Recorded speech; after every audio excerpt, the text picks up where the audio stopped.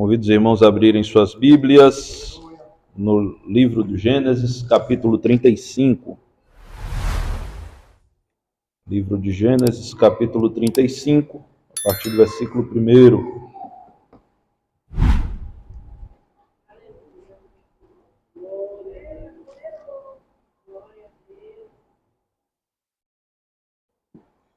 Glória seja dada ao nome de Jesus.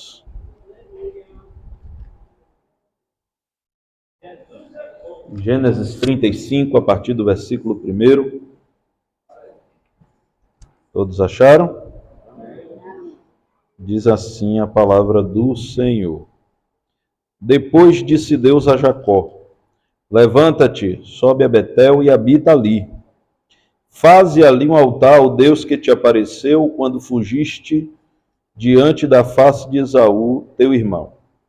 Então disse Jacó à sua família e a todos os que com ele estavam: tirai os deuses estranhos que há no meio de vós, e purificai-vos, e mudai as vossas vestes. E levantemo-nos, e subamos a Betel, e ali farei um altar ao Deus que me respondeu no dia da minha angústia, e que foi comigo no caminho que tenho andado. Então deram a Jacó todos os deuses estranhos que tinham em suas mãos, e as arrecadas que estavam em suas orelhas. E Jacó os escondeu debaixo do carvalho que está junto a Siquém. Amém? Bendito seja o nome do nosso Senhor Jesus, para sempre. Meus irmãos, nós fizemos a leitura do texto em Gênesis 35, a partir do 1, e é de conhecimento dos irmãos a história de Jacó, dos patriarcas de Israel, e nós gostaríamos de falar nessa noite sobre o resgate dos valores em tempos de crise, em tempos de dificuldade. Jacó ele foi enviado à casa de Labão, em Harã, para tomar esposa para si. Ele foi abençoado pelo seu pai Isaque, e no trajeto de ida, ele teve uma experiência maravilhosa com o Senhor, e que eu gostaria de convidar os irmãos a ir pertinho, no capítulo 28, a partir do 10, não vamos ler todos os versículos, mas só para os irmãos entenderem o contexto deste verdadeiro encontro que Jacó teve com Deus, ali na cidade que se chamava Luz. Na cidade que se chamava Luz, Jacó, ele, já tendo o sol se posto, ele põe uma pedra por sua cabeceira, deita-se naquele lugar, e ele sonha e ele contempla uma escada que tocava os céus e os anjos de Deus subindo e descendo. E o Senhor fala com ele do alto desta escada e diz: eu sou o Senhor, o Deus de Abraão, teu pai, e o Deus de Isaque. Esta terra em que estás deitado, te darei a ti e a tua semente. Versículo 15. E eis que estou contigo e te guardarei por onde quer que fores, e te farei tornar a esta terra, porque não te deixarei até que haja feito o que te tenho dito. E aqui a gente já observa, e é motivo de oração para todos nós, para que os nossos filhos tenham as suas experiências com Deus. O Senhor se revelou a Abraão, lhe fez promessas. A Bíblia diz que Abraão creu, e isso lhe foi imputado por justiça, e ele foi chamado amigo de Deus. Mas o Senhor também, que disse: olha, Abraão, não vai ser em Ismael que eu vou cumprir o que eu tenho tratado contigo. E quando nasce Isaac, o Senhor confirma a promessa em Isaac. Mas Deus só trabalha certo, irmão. E o Deus que confirmou a Abraão que seria Isaac, se revelou a Isaac. E teve o seu trato particular com Isaac. E esse mesmo Deus, que já havia dito que o maior, serviria ao menor, quando há aquela disputa ali no ventre de Rebeca, e já confirmando, a Bíblia diz, o apóstolo Paulo fala no livro aos Romanos, que o Senhor escolheu Jacó antes que eles tivessem nascido, para que não houvesse espaço para nenhum tipo de vanglória. O Senhor que escolheu Jacó, que amou a Jacó, também se revelou a Jacó. E é importante que nossos filhos vivam não das nossas experiências, mas das experiências deles com Deus. E que, portanto, tenhamos toda a diligência em orar para que Deus se revele aos nossos filhos, da mesma forma que se revelou a nós. O Senhor é poderoso para fazer isso. E Deus, ele fala com Jacó, ele faz promessa e diz: olha, eu estarei contigo. Você está indo, Jacó. E não se preocupe, porque eu estarei contigo, te darei vitória, te darei escape, te darei livramento, e você voltará. E você voltará porque eu estou contigo. E aqui é um outro parêntese que eu abro. É importante na jornada termos uma boa companhia. Porque quando temos uma boa companhia, isso não quer dizer que não tenha intempéries, isso não quer dizer que não tenha vendavais, que não tenha dificuldades, mas terá providência do Senhor.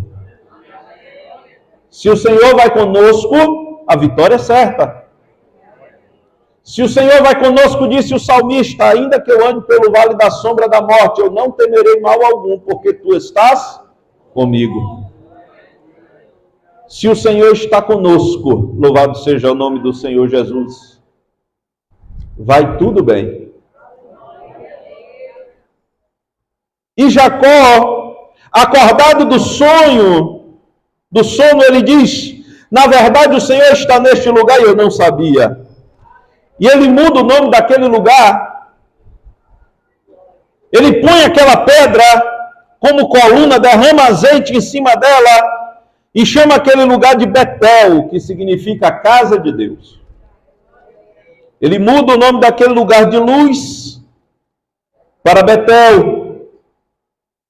E ele faz um voto, dizendo: se Deus for comigo e me guardar nessa viagem que eu faço, e me der pão para comer, e vestes para vestir, e eu em paz tornar a casa de meu pai, o Senhor será o meu Deus. E esta pedra que tenho posto por coluna será a casa de Deus. E de tudo quanto me deres, certamente te darei o dízimo. Jacó, ele faz votos com Deus. E veja que ele mostra uma preocupação com o regresso. E ele diz: olha, Senhor, o Senhor apareceu a mim, o Senhor se revelou a mim, o Senhor me fez promessas, o Senhor teve um encontro comigo. Pois bem, eu creio em tuas promessas e te garanto que, se tudo correr bem, eu te servirei.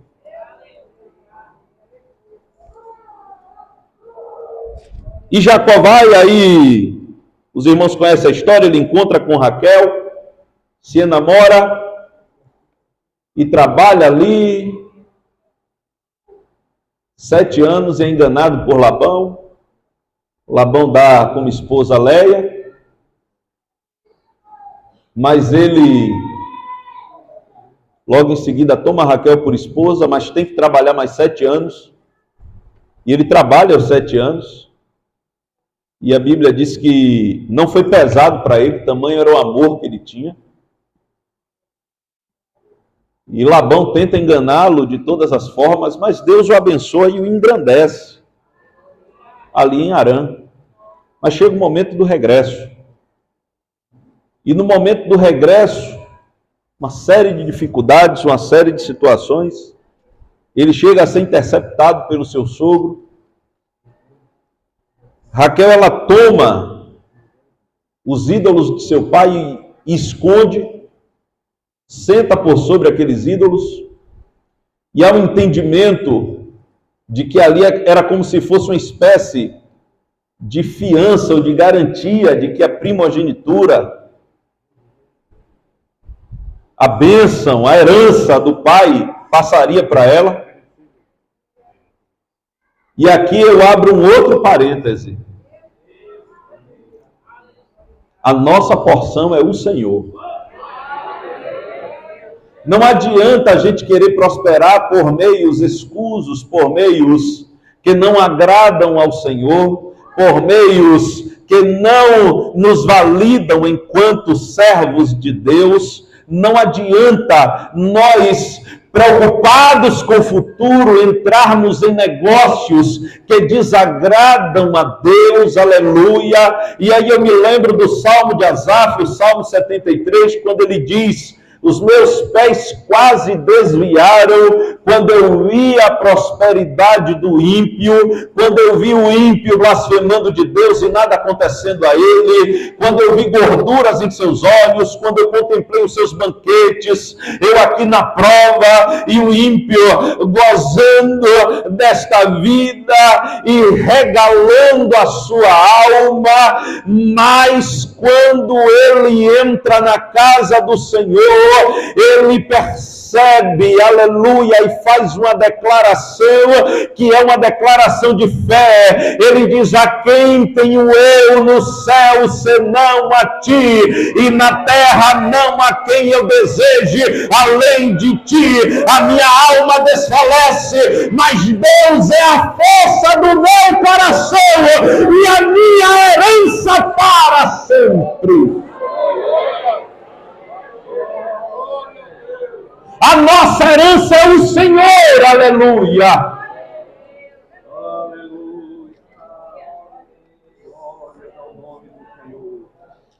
E Jacó segue ali, já com seus filhos, ou a maioria deles, porque Benjamim ainda não houvera nascido, e ele se estabelece, ou tenta se estabelecer, na cidade de Siquém.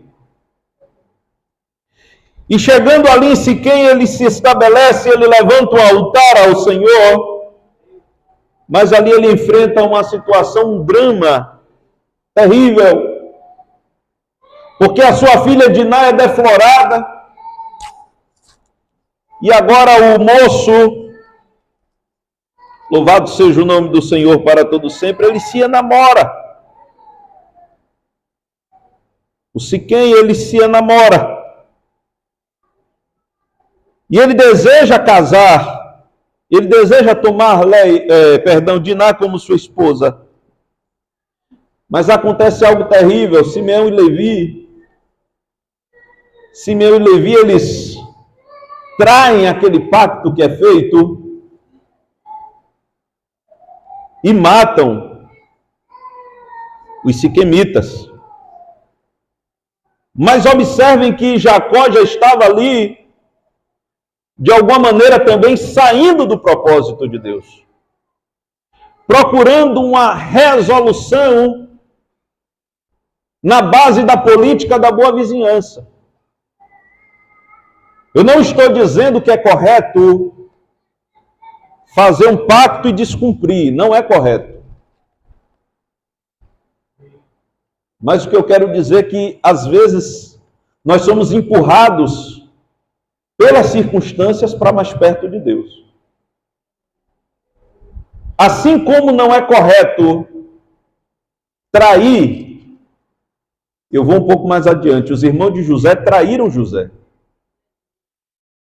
Mas Deus, que não é pego de surpresa pelo homem, através dessa situação trouxe José para o propósito. E José lá na frente, 22 anos depois, Ele diz aos seus irmãos: não fiquem tristes, não fiquem preocupados. Não foram vocês que me trouxeram para o Egito. Foi Deus, para a preservação da vida. Deus é soberano, Ele tem um controle sobre todas as coisas. O Senhor é capaz de abrir caminho no meio do mar, também é capaz de colocar mesa por mesa no deserto para os seus. É capaz de fazer habitar lugar ermo, louvado seja o nome do Senhor. É como os crentes dizem, Ele abre porta onde não tem parede, porque Ele é Deus. E, portanto, muitas circunstâncias, desagradáveis até, servem para nos levar para mais perto do propósito. A Bíblia diz que todas as coisas concorrem juntamente para o bem dos que amam a Deus e foram chamados segundo o seu propósito. E, portanto, toda esta crise em Siquém deixa Jacó turbado. E ele passa, conforme suas próprias palavras, ele diz: eu estou cheirando mal agora perante os meus vizinhos, os cananeus e os ferezeus. E eles vão se ajuntar contra mim e vão me destruir. E Jacó começa a ficar com medo. Começa a ficar preocupado. Mas veja que Jacó estava tentando entrar por um caminho da política da boa vizinhança. Mas ainda não era esse o propósito do Senhor. O propósito de Deus na vida de Jacó e na casa de Jacó era restauração. E o Senhor, no capítulo 35, nós falamos. Deus, ele disse a Jacó. Jacó na ida, sozinho, teve experiência com Deus. E agora voltando, com a sua família, numerosa já, o mesmo Deus que tratou com ele, fala com ele novamente. E Deus chama Jacó e diz: Jacó, levanta. É interessante que quando Deus nos chama é para levantar, né? Aí eu abro um outro parêntese. O Senhor, sempre que vê alguém prostrado, Ele manda que fique em pé. E se você chegou aqui prostrado por qualquer situação, o Senhor quer te colocar de pé nessa noite. O Senhor quer te colocar de pé, aleluia. Porque o propósito de Deus é com quem está de pé. E Ele primeiro põe de pé, aí depois Ele usa. Levanta, Jacó. Agora não vai ser aí que eu vou cumprir o meu propósito de restauração em sua vida e em sua casa. Não! Levanta-te, sobe a Betel e habita ali. E faz ali um altar ao Deus que te apareceu quando fugiste diante da face de Esaú, teu irmão. E é interessante que Deus, ele recorre à experiência anterior. E nesta noite, eu gostaria que você fizesse como o profeta Jeremias, no livro das Lamentações, quando ele diz que traria à sua memória aquilo que o dá esperança. É bom recordar as experiências com Deus. É bom lembrar que Deus ainda está no controle de todas as coisas. É bom recorrermos às experiências que temos com o Todo-Poderoso, porque em tempo oportuno, essas experiências nos enchem de fé e de convicção de que teremos vitória daqui por diante. Davi, ele chega diante do rei Saul, e tomado por descrédito, quando Saul diz: você é um jovem, você é um mancebo, e este homem que você quer enfrentar é um campeão, e é um guerreiro desde a sua mocidade. Davi diz a ele: olha, rei, é verdade, Mas eu tenho experiência. Eu tenho experiência com Deus. Eu estava cuidando das ovelhas de meu pai, aleluia. Veio um leão, depois veio um urso. E o Senhor me guardou tanto do leão quanto do urso. E o Deus que me guardou do leão e me guardou do urso, vai me dar vitória diante deste filisteu. O segredo não está na força do braço. O segredo não está na capacidade. O segredo está em Deus. A nossa força vem do Senhor. É o Senhor que peleja pelos seus. É Ele quem peleja pelos seus. É bom recorrermos às experiências que já tivemos com o Senhor. E o Senhor chama Jacó agora e diz: volta para o lugar onde eu tratei contigo. Volta para o lugar onde eu lhe fiz promessas. Volta ao lugar onde eu me revelei a ti de forma maravilhosa. E é interessante, irmãos, que quando Jesus ele se apresenta à igreja de Éfeso, igreja que foi, e cidade, na verdade, que experimentou um grande avivamento, e era uma igreja piedosa, era uma igreja que praticava boas obras, era uma igreja militante, era uma igreja fundamentada na palavra. E Jesus disse: vocês puseram à prova os falsos. Vocês envergonharam os falsos. Mas tem uma coisa que está faltando. Está faltando o primeiro amor. Está faltando voltar às primeiras obras, voltar às primeiras práticas. E o Senhor diz: volta e lembra de onde caíste. E arrepende-te. Senão eu virei a ti e te tirarei o teu castiçal. O Senhor agora está chamando Jacó e dizendo: Jacó, você está no caminho da terra prometida, mas você precisa de uma restauração. E portanto, Jacó, volta para Betel, habita em Betel e adora em Betel.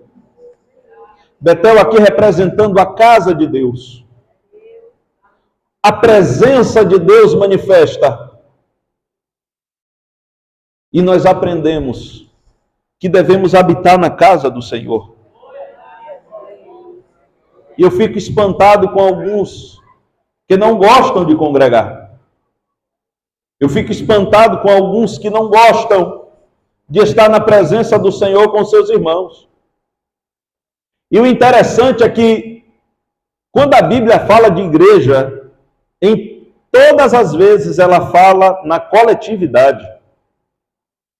Vós sois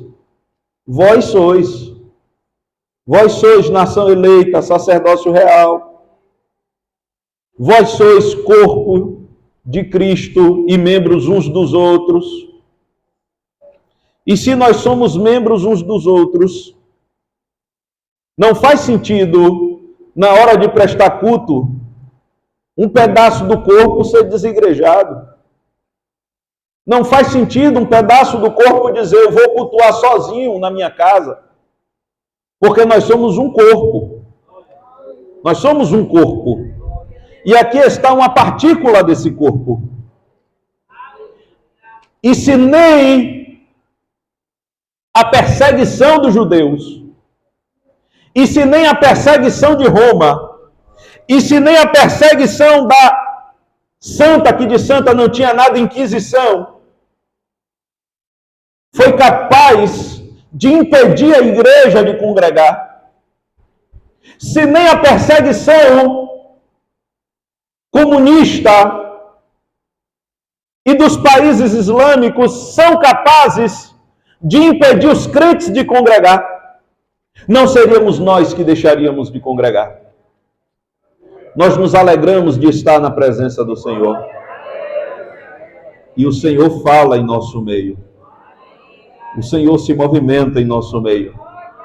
E quando nós nos reunimos na presença de Deus, não falta bênção, não falta revelação, não falta providência, não falta livramento, não falta testemunho, não falta doutrina, não falta santificação. Pedro estava preso, já encomendado para morrer no outro dia, mas a igreja estava reunida na casa da irmã Maria e não cessava de orar por ele. E o Senhor operou grande milagre. Quando a igreja se reúne para orar, Deus faz algo diferente. Quando a igreja se reúne em um propósito, acontece milagre. Quando a igreja se reúne e entroniza Jesus como seu rei, seu mestre, seu Senhor, algo diferente acontece. Quando a igreja se reúne para adorar, algo diferente na parte de Deus acontece. O céu se move e o poder de Deus é manifesto em nosso meio. E o povo de Deus sempre se reuniu. E agora o Senhor diz: vem para a minha presença e adora o meu nome. Eu tenho um encontro contigo, mas não é onde você quer, é onde eu quero. Eu tenho um encontro contigo, mas não é do seu jeito, é do meu jeito. Eu tenho um encontro contigo, mas quem estabelece as diretrizes sou eu, não é você, Jacó. E não adianta insistir em Siquém, porque eu não tenho mais nada com você em Siquém. O seu lugar é Betel. Levanta e vai. Mas Jacó já conhecia Deus.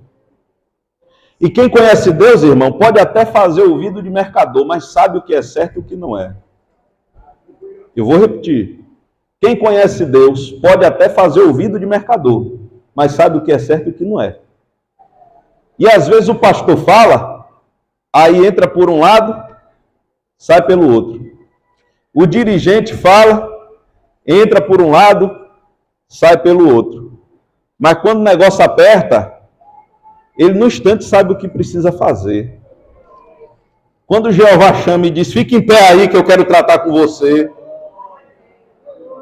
Né? É melhor obedecer do que sacrificar, não é não? Não é melhor obedecer logo? Obedece logo, passa na prova, tira um 10 e fica tudo certo. Mas quer fazer o vídeo de mercador? E aí, na hora que Jeová chama, fica em pé. Aí, como Jacó já conhecia Deus, ele foi para a sua família. E disse, ó, a gente vai ter que ir para Betel. Mas do jeito que a gente está indo, não vai dar certo, não. Deus quer nos restaurar lá. Mas do jeito que a gente está indo, não vai dar certo. A gente precisa, ó o que a gente precisa fazer. A gente precisa tirar os deuses estranhos que há no meio de nós. A gente precisa de purificação. E a gente precisa mudar as nossas vestes. Está no texto e os irmãos acabaram de ler. Jesus é bom. Jesus é bom. Jacó chama e diz, tira os deuses estranhos que há no meio de vós. Tira a confiança nas outras coisas. Tira os altares da egolatria, do egocentrismo, do egoísmo. Tira! Porque não vai dar para entrar na presença de Deus desse jeito. Tem que tirar.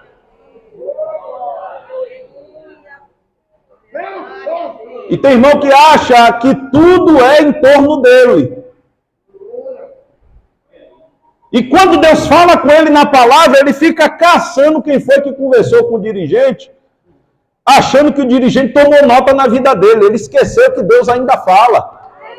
E que todas as coisas estão nuas e patentes aos olhos daquele a quem vamos prestar conta. Está na Bíblia. Ele esqueceu que Deus vê e que Deus fala. E quando Deus fala é bom, porque é para o nosso proveito. É para o nosso proveito que ele fala. Glória a Deus. E ele acha que tudo é em torno dele. Se o porteiro estiver passando alguma prova, misericórdia, ele já acha que o porteiro está com raiva dele. Por quê? Qual o motivo? E tudo ele traz para ele. E começa a desenvolver as síndromes, as manias, mania de perseguição e por aí vai. E que ninguém na igreja gosta de mim. E que ninguém me olha. Ninguém lhe olha? E Jesus não é o bastante, não?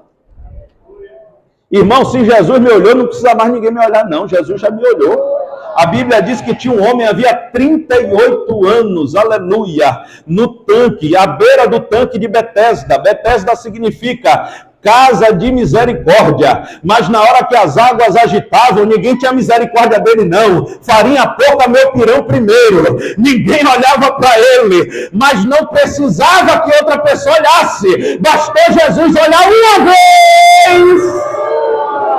Uma vez só, aleluia. Para com esse negócio de que ninguém me olha. Jesus já te viu. A prova que você está aqui, lavado, remido, restaurado, regenerado e caminhando para o céu, habitado, selado pelo Espírito Santo e caminhando para a terra prometida, as mansões celestiais. Deus te viu do alto e isso é o bastante.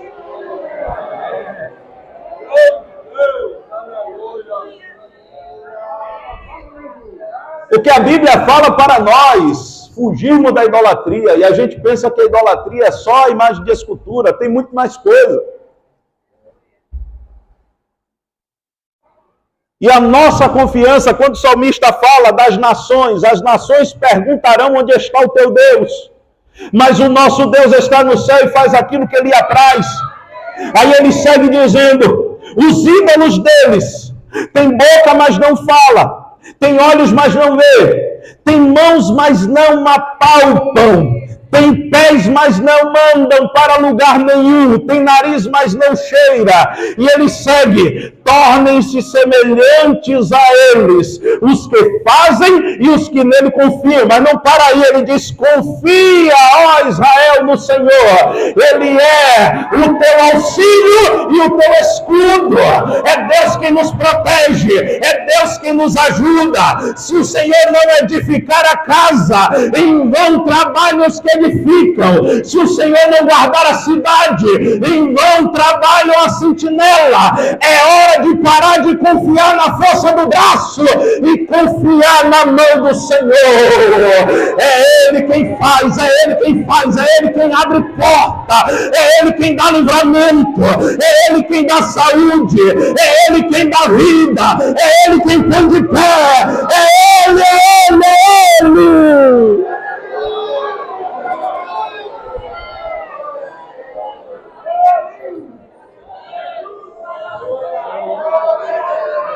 Tira os deuses estranhos. Tira tudo aquilo que remete à idolatria. E quando ele fala, tira os ídolos e tudo que remete aos ídolos, o povo já vai arrancando as arrecadas. Porque era um símbolo pagão. E eles arrancaram, porque eles sabiam do que se tratava. E era aí que eu queria chegar. Nós sabemos do que se trata. E às vezes, quando as coisas vêm para nós, a gente fica cheio de porquês e praquês. Mas quando Deus chama e trata, o porquê cai por terra e o praquê cai por terra. Porque aqui hoje eu estou vendo poucas crianças, e as crianças na idade mesmo.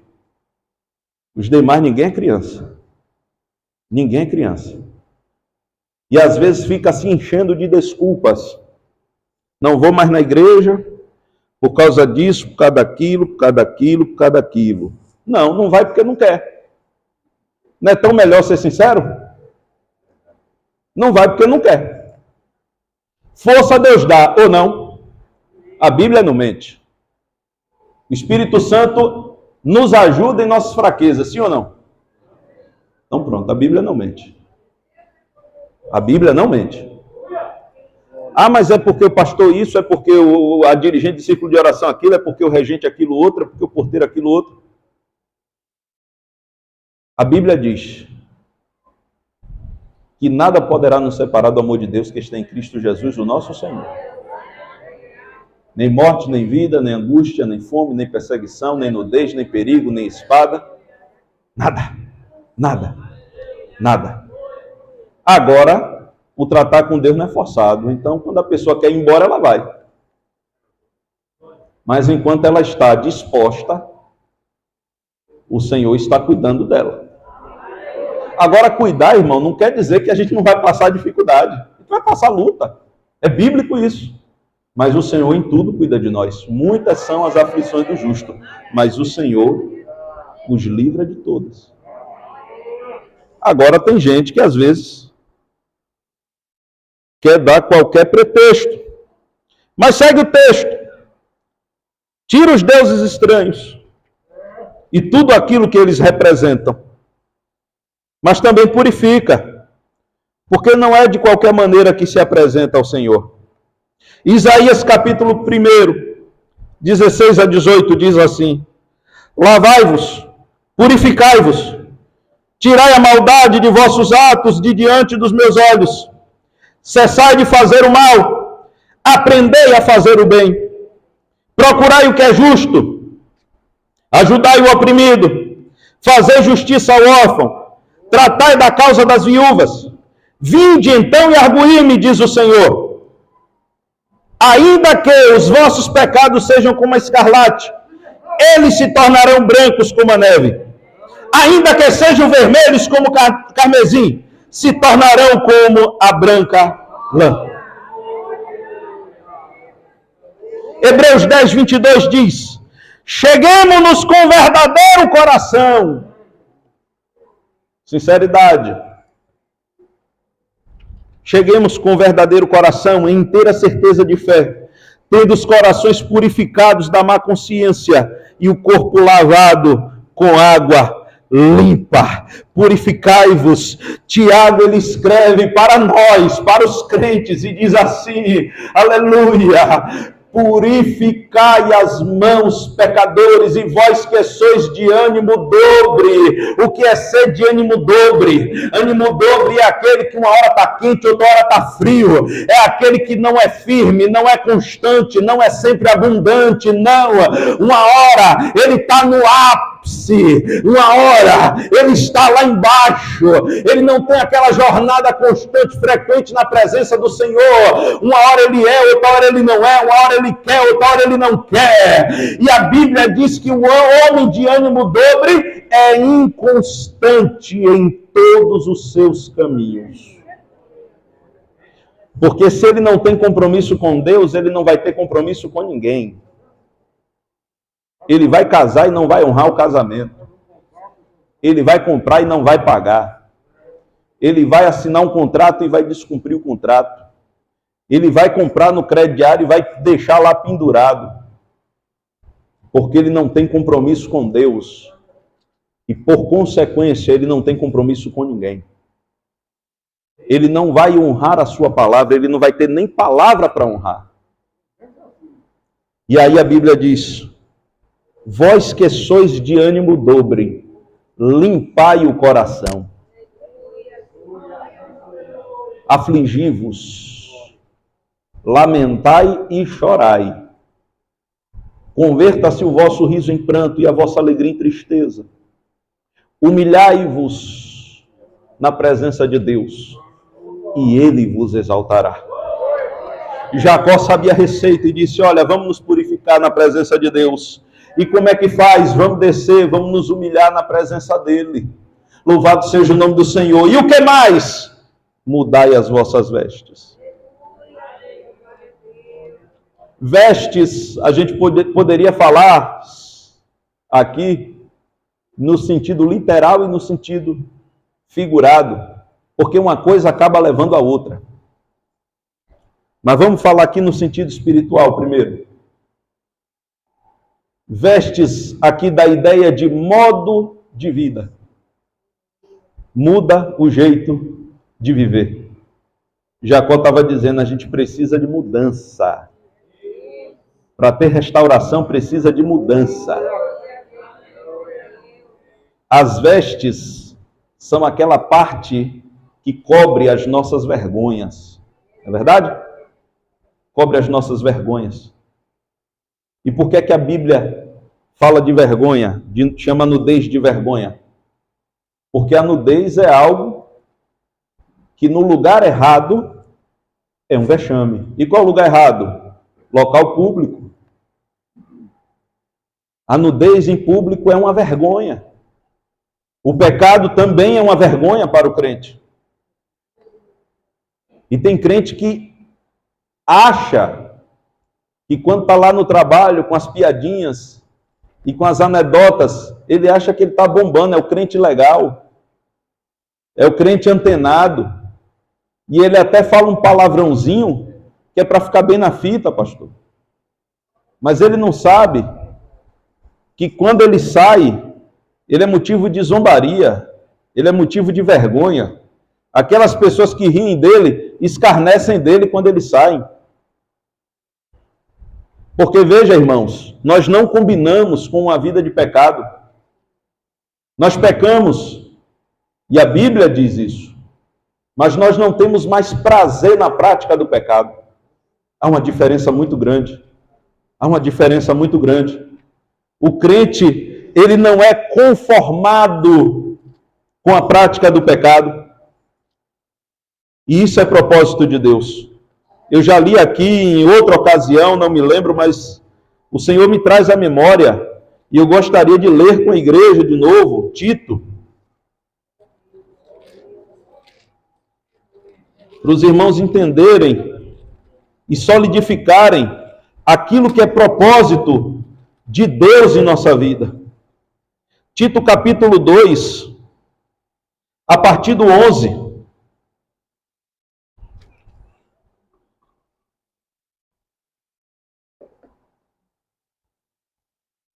Porque a graça de Deus se há manifestado, trazendo salvação a todos os homens.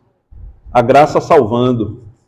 Versículo 12, ensinando-nos, a graça ensinando. Ensinando o quê? Que renunciando à impiedade e às concupiscências mundanas, vivamos neste presente século, sóbria, justa e piamente, aguardando a bem-aventurada esperança e o aparecimento da glória do grande Deus e nosso Senhor Jesus Cristo, é o arrebatamento, o qual, Jesus, se deu a si mesmo por nós. Para quê? Para nos remir de toda iniquidade e purificar para si um povo seu especial. Eu gostaria de pedir à igreja que concluísse esse versículo comigo. Um povo seu especial. Agora veja como está na sua Bíblia. Zeloso. Não está escrito zeloso e de boas obras, não? Não, está zeloso de boas obras. É porque é uma coisa só. É porque é uma coisa só. Esse trecho significa que esse povo, pelo qual o Senhor Jesus deu a si mesmo, esse povo remido de toda iniquidade, esse povo purificado para Jesus, esse povo que é de Jesus, esse povo que é especial, também é um povo zeloso de boas obras. É um povo que tem zelo em fazer o certo. É um povo que gosta de fazer o que é bom. E o que é bom? A vontade de Deus. A vontade de Deus é boa, perfeita e agradável. Então não é zeloso e de boas obras, é zeloso de boas obras, ou seja, é um povo que tem um zelo profundo em agradar a Deus. É um povo que diz assim: Jesus, o Senhor me comprou, o Senhor me salvou, o Senhor me remiu de toda iniquidade, o Senhor lavou as minhas vestiduras, os meus pecados, como diz o hino, foram muitos, muito culpado sou, porém o teu sangue põe-me limpo, o Senhor me tirou do monturo, o Senhor me tirou da lama, o Senhor me fez assentar entre os príncipes, o Senhor não se lembra das minhas iniquidades, quanto eu pequei, quanto eu te desagradei, quanto eu desviei do teu propósito, mas o Senhor não considerou nada disso. O Senhor lavou-me e agora eu só quero fazer a tua vontade. O sentido é esse. Eu agora só quero te agradar. Isso é mudança de atitude. Não posso andar com mentira, não é porque o pastor está vendo, é porque o meu Senhor não se agrada.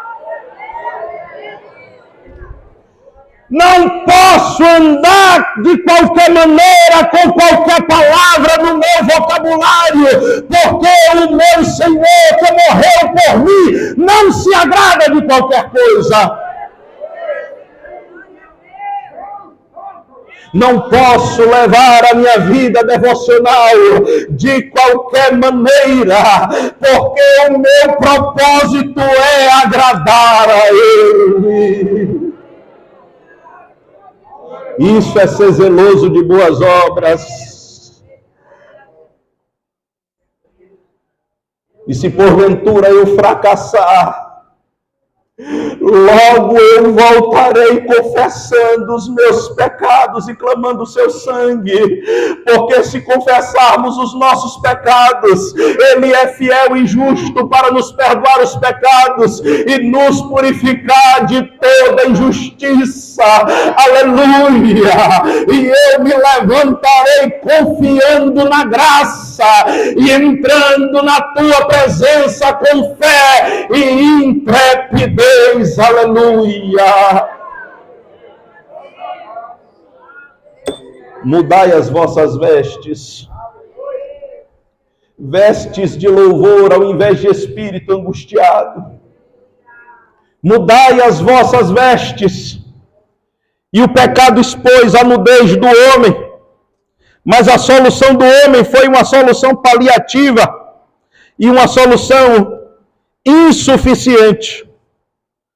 O homem fez para si aventais, e esses aventais não resolviam o problema da nudez, não resolviam o problema da vergonha.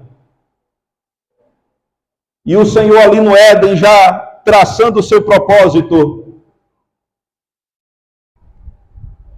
Ele sacrifica o cordeiro para cobrir a vergonha do homem, para tirar o homem do estado de vergonha. E Jesus, Ele fez isso conosco, para nos tirar da vergonha do pecado, para mudar as nossas vestes, tirar as vestimentas do pecado, tirar as vestimentas da vergonha. Jesus foi até a cruz do meio, e lá Ele operou grande redenção para nós. E por isso Pedro, ele escreve aos crentes e diz: olha, o padrão é Deus, e Deus é santo. E porque Ele é santo, sede santo em toda vossa maneira de viver. Paulo escreve aos Tessalonicenses e diz: porque esta é a vontade de Deus, a vossa santificação. Porque Deus não nos chamou para imundícia, mas para a santificação. E quem despreza isso não despreza o homem, despreza a Deus. Irmão, eu digo isso em qualquer lugar, com toda a tranquilidade que a Bíblia me dá. Santificação não é coisa de homem. Santificação é coisa de Deus. E quando o pastor está pregando santificação, ele está sendo um porta-voz da mensagem que não é dele, a mensagem é de Deus. A mensagem é de Deus. E quando Jacó chamou o povo e disse, a gente já conhece o caminho, a gente já sabe o que é e o que não é, vamos mudar as nossas vestes. Colossenses 3,10, olha o que diz. E vos vestistes do novo que se renova para o conhecimento, segundo a imagem daquele que o criou. Essa veste nova é segundo a imagem daquele que o criou. E aí, o nosso comportamento, inclusive o guarda-roupa, precisa ser conforme a imagem de Deus.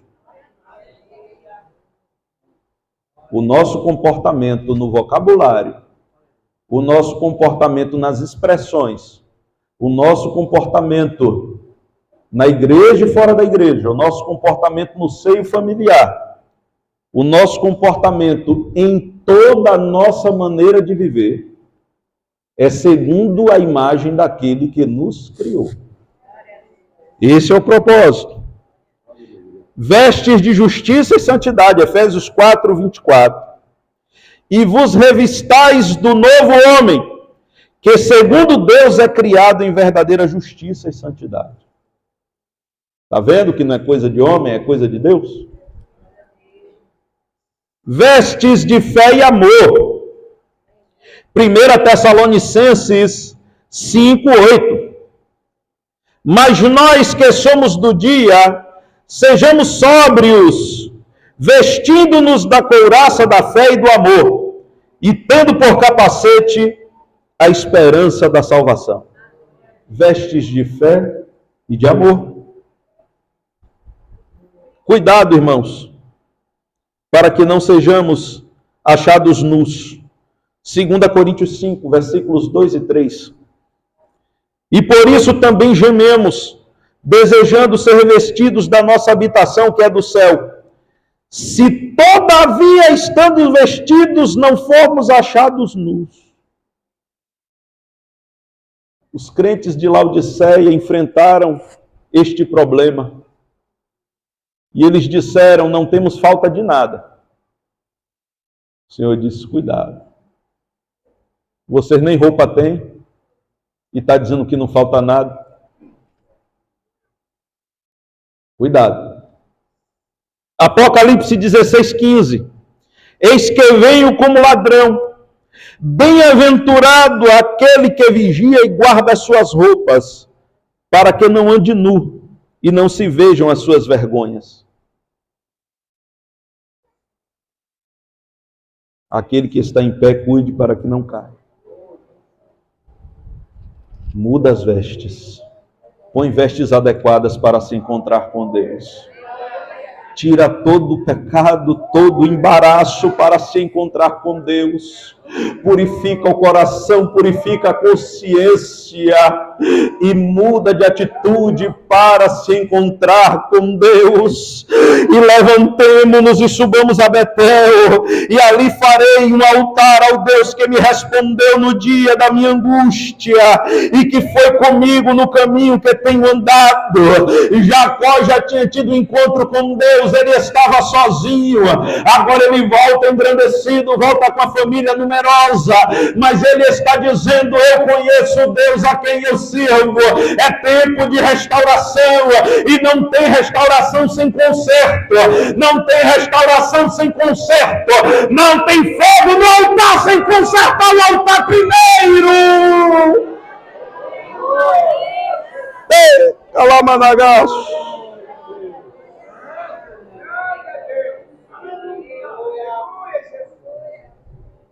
E o que eu acho interessante é que eles deram a Jacó os deuses estranhos. Ninguém escondeu nada. Eles voluntariamente deram. Eles entenderam a mensagem.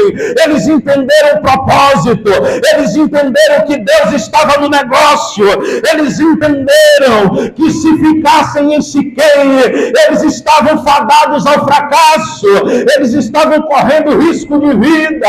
E eles aderiram ao seu chamado, porque a restauração de Deus é necessária, é urgente, é questão de vida ou morte. Avivamento é urgente, é uma pauta urgentíssima para a igreja de hoje.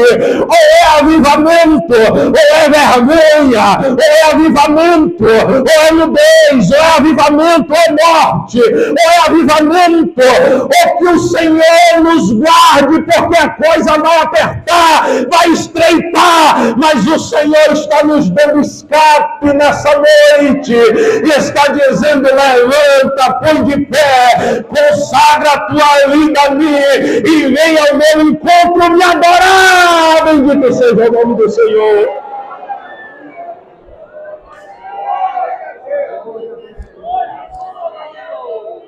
E eles tiraram tudo. Tiraram os deuses estranhos, tiraram as arrecadas que estavam em suas orelhas. E Jacó os escondeu debaixo do carvalho que está junto a Siquém. E eu volto a dizer, e aí aqui o texto não está dizendo, mas a gente vê claramente que aqui estava também a confiança de Raquel. Entregou também. E aí eu gostaria de dizer, nessa noite, tudo aquilo em que você se confia, entregue nas mãos do Senhor hoje. Entregue, confie só nele. Porque às vezes, irmão, a gente se confia nas coisas, sabe? Que eu sou isso, que eu sou aquilo, que eu tenho isso, que eu tenho aquilo. E aí vai confiando em carro, confiando em cavalo. E o Senhor está dizendo: confia somente em mim. Confia somente em mim. E aqui tem algo maravilhoso. Porque quando aquele povo parte, o texto diz que o terror do Senhor ficou no local. E as cidades que estavam ao redor deles. E eles não seguiram após os filhos de Jacó. E quando Jacó chega à luz, que é Betel, ele edifica um altar, chama aquele lugar de El Betel, porquanto Deus ali se lhe tinha manifestado quando fugia de diante da face do seu irmão. E portanto, irmãos, para encerrar, eu gostaria de dizer que para ter restauração, precisamos voltar para a casa de Deus. Precisamos amar a casa de Deus. E que casa é essa, irmão? Eu vou lhe dizer agora. Vá lá em 1 Timóteo. E você vai ver qual é a casa. Porque Jesus já disse, não é mais esse monte ou aquele monte. Não. Não é mais o monte palpável. Agora é o monte da misericórdia. Louvado seja o nome do Senhor para todo sempre. 1 Timóteo 3. Eu vou ler o 14 e o 15 para os irmãos entenderem. Escrevo-te essas coisas esperando ir ver-te bem depressa. Mas se tardar, para que saibas como convém andar na casa de Deus, que é a igreja do Deus vivo, a coluna e firmeza da verdade. A casa de Deus aqui na terra é a igreja. A habitação de Deus aqui na terra é a igreja. Os desigrejados que se convertam, os desigrejados que se orientem, que Deus não vai se dobrar para homem nenhum. Deus não vai se encurvar a capricho de homem nenhum. E nós temos que romper a aliança com o politicamente correto. Nós temos um compromisso inadiável com a verdade. A Bíblia diz que não podemos nada contra a verdade, senão pela verdade. Aí alguém chega e diz assim: não, meu parente não está congregando, mas ele não largou Jesus. Não. Você está ajudando ele no prejuízo que ele vai tomar. Diga a verdade, que a verdade vai ficar martelando lá e uma hora ele vem.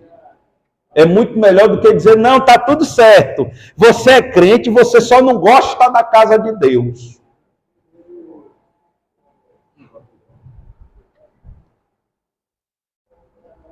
Dois minutinhos. O apóstolo Paulo, ele disse, eu carrego em meu corpo as marcas de Cristo. Ele estava falando da marca que identifica um servo com o seu Senhor. Ele era visto na rua e alguém podia dizer, este servo pertence a fulano. Porque tinha uma marca que era pessoal. E a Bíblia fala que, na antiga aliança, no ano do jubileu, se um servo ele quisesse continuar servindo ao seu Senhor, mesmo liberto da dívida, ele teria uma marca em seu corpo, e ele diria, e o texto está lá em Deuteronômio, estou bem contigo, amo a ti e a tua casa, e não sairei da tua presença. Como é que alguém serve uma casa e não gosta da casa? Não, eu sirvo a Deus, mas eu só não gosto da casa dele. Não faz o menor sentido. Não faz o menor sentido. E nós temos que romper com o politicamente correto. Porque as almas estão perecendo e muita gente está perecendo enganado. E a gente com medo de ofender.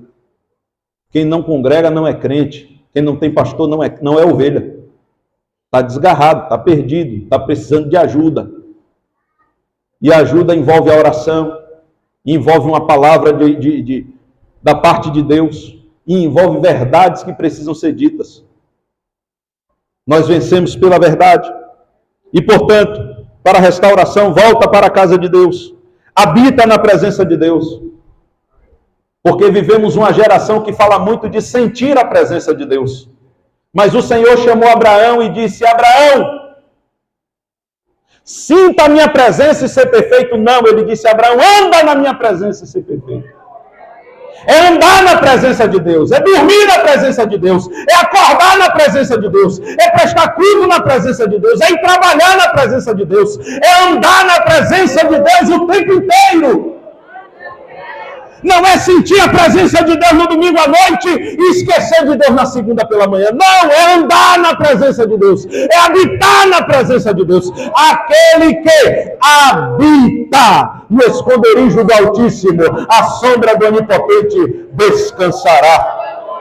Adora na presença de Deus, foge da idolatria, purifica as mãos, muda de vestes e renuncia a tudo aquilo que desagrada ao Senhor. É tempo de restauração, é tempo de voltarmos ao primeiro amor, é tempo de voltarmos às primeiras obras, é tempo de voltarmos aos dias de avivamento, aos dias de plenitude, da plenitude de Deus em nosso meio.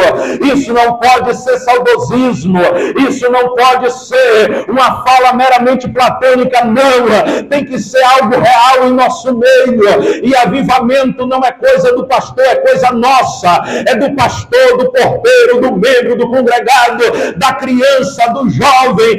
Avivamento é uma necessidade de toda a igreja, e portanto, aleluia, nos levantemos na presença do Senhor, para que Ele restaure a nós e a nossa casa, em nome de Jesus. Que Deus abençoe o seu povo e nos faça compreender e discernir a sua santa palavra, em nome de Jesus.